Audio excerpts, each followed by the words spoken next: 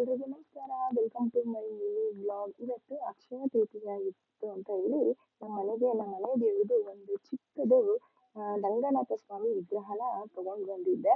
But ವರ್ಷನೂ ಕೂಡ ನಾನು ಯಾವುದೇ ತರ ಚಿನ್ನ ಬೆಳ್ಳಿ ಯಾವುದು ಕೂಡ ಇದನ್ನ ತಗೋತಿರ್ಲಿಲ್ಲ. ಮನೆಯಲ್ಲಿ ಪೂಜೆ ಮಾಡಿ ಸಿಹಿ ಏನಾದ್ರೂ ಮಾಡ್ತಿದ್ವಿ ಅಕ್ಷಯ ತೃತೀಯ ಇದೆ ಅಂತ ಅಂದ್ಬಿಟ್ಟು. ಬಟ್ ಈ ಸಲ ಮನೆ ದೇವ್ರದ್ದು ಒಂದು ವಿಗ್ರಹ ಮಾಡ್ಸೋಣ ಅಂತ ತುಂಬಾ ಆಸೆ ಇತ್ತು. ಹಾಗಾಗಿ ಈ ವಿಗ್ರಹನ ತಗೊಂಡ್ ಬಂದಿದ್ದೆ.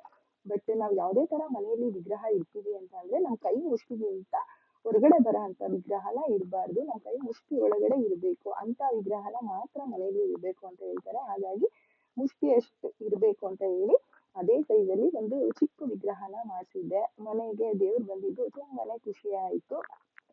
ಹಾಗೆ ನಾವಿವತ್ತು ಹೊರಟಿದ್ದೀವಿ.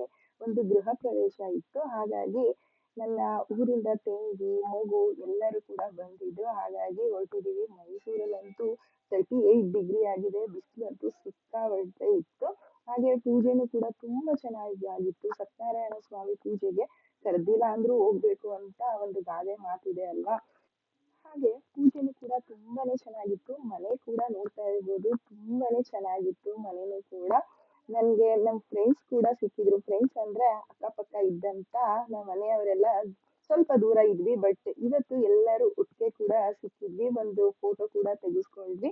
ಹಾಗೆ ನನ್ ತಂಗಿ ಪಾಪು ಎಲ್ಲ ಊರಿಂದ ಬಂದಿದ್ದರಿಂದ ಫುಲ್ ಖುಷಿಯಾಗಿ ಈ ದಿನನ ಒಂದು ಸ್ಪೆಂಡ್ ಮಾಡಿದ್ವಿ.